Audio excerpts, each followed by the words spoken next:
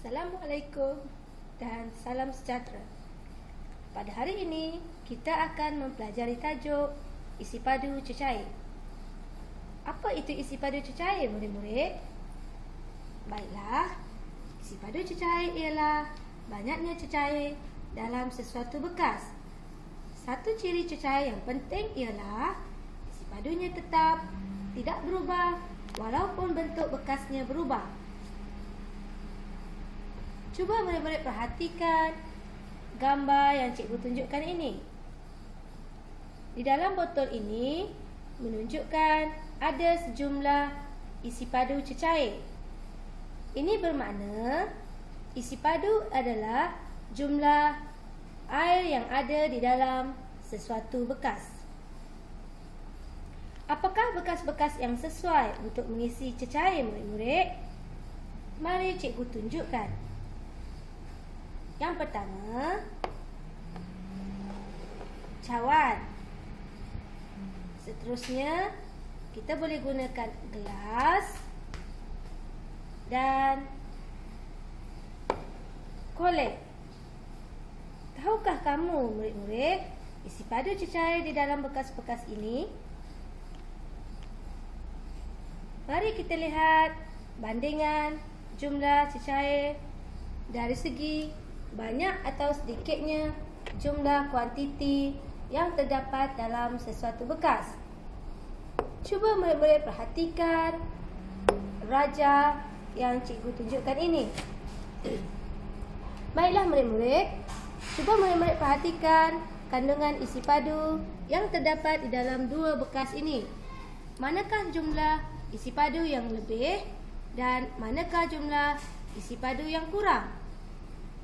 Baiklah murid-murid, daripada perbandingan tersebut dapatlah dibuat kesimpulan bahawa jumlah isi padu air yang berwarna merah adalah lebih daripada isi padu air yang berwarna kuning. Ini menunjukkan bekas yang berwarna merah isi padunya lebih daripada bekas yang berwarna kuning. Seterusnya murid-murid,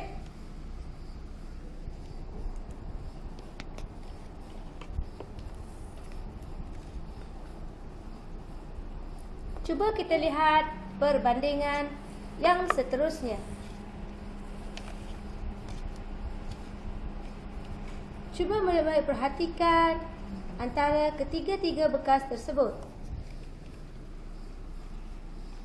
Di dalam gambar tersebut menunjukkan kandungan isi padu cecair yang berbeza, tetapi menggunakan alat dan bekas yang sama.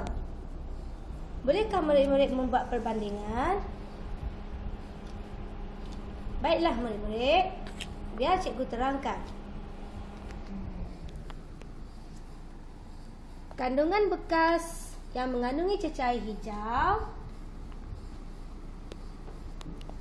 kandungan bekas yang mengandungi cecair merah, dan kandungan bekas yang mengandungi cecair kuning.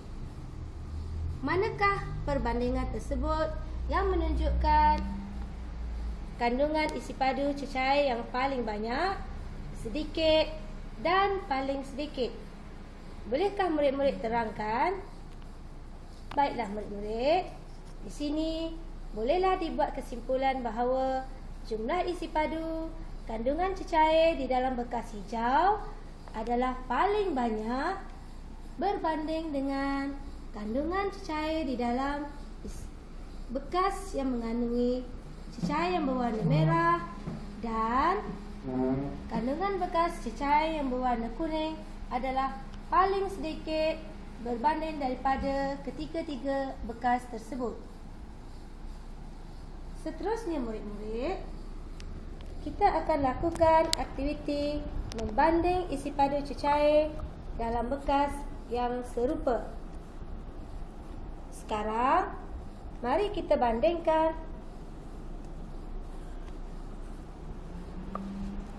isi padu bekas-bekas tersebut.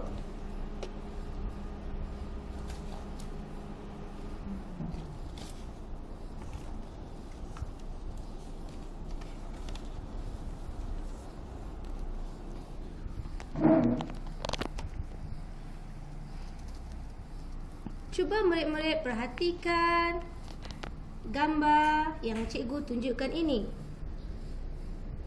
Mari kita sukat. Cuba murid-murid lihat, di dalam eksperimen tersebut terdapat satu kotak yang mengandungi jus jambu. Bolehkah kita tahu berapakah bilangan isi padu cecair di dalam bekas tersebut? Mari kita buat perbandingan. Apabila dituang ke dalam dua bekas yang berbeza, bolehkah kita dapat jumlah sukatan yang sama?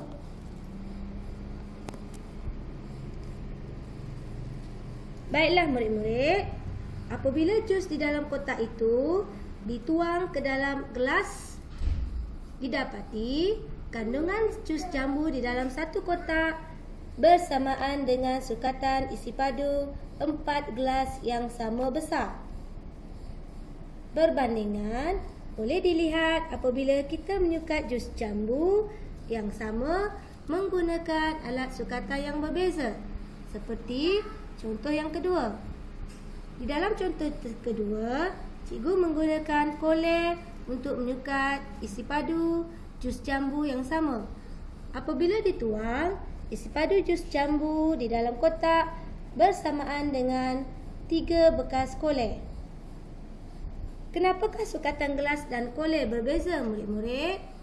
Bolehkah murid-murid jelaskan kepada cikgu?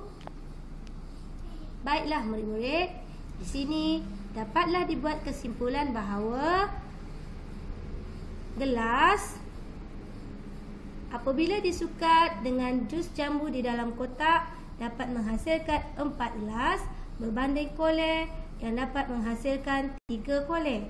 Ini bermakna sukatan kolej adalah lebih besar berbanding dengan sukatan gelas. Seterusnya murid-murid, mari kita lihat perbandingan yang seterusnya. Cuba murid-murid perhatikan, di dalam gambar tersebut terdapat 2 bekas yang berbeza. Satu bekas mengandungi isi padu cecair yang menggunakan jug dan satu lagi menggunakan botol. Adakah isi padu cecair itu sama? Mari kita sukat dengan menggunakan alat sukatan yang sama, iaitu gelas. Baiklah murid-murid, dalam sukatan yang pertama, cikgu menggunakan isi padu cecair di dalam jug. Apabila dituang ke dalam gelas, isi padu di dalam jug dapat menghasilkan jumlah bilangan gelas yang mempunyai bilangan 5 gelas. Berbanding dengan isi padu cecair di dalam botol, apabila dituang menggunakan gelas yang sama, hanya dapat menghasilkan bilangan gelas 3 gelas. Daripada perbandingan tersebut, bolehkah murid-murid jelaskan kepada cikgu? Ya, baiklah murid-murid, ini merujuk bahawa isi padu air di dalam botol hanya bersamaan dengan 3 gelas sukatan berbanding dengan isi padu air di dalam jug menghasilkan 5 gelas yang sama. Ini bermakna kandungan isi padu air di dalam jug adalah lebih daripada isi padu air di dalam botol. Bolehkah murid-murid teruskan aktiviti ini dengan langkah yang seterusnya?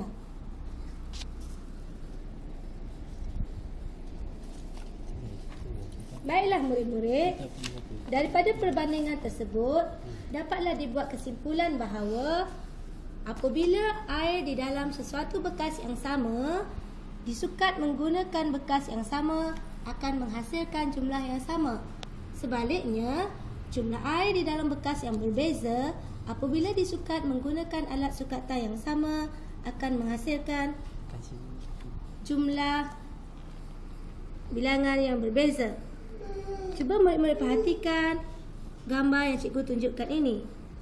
Bolehkah murid-murid jelaskan kepada cikgu? Diharap dengan perbandingan tersebut, murid-murid dapat mencuba jaya latihan yang disediakan ini. Sekian, terima kasih.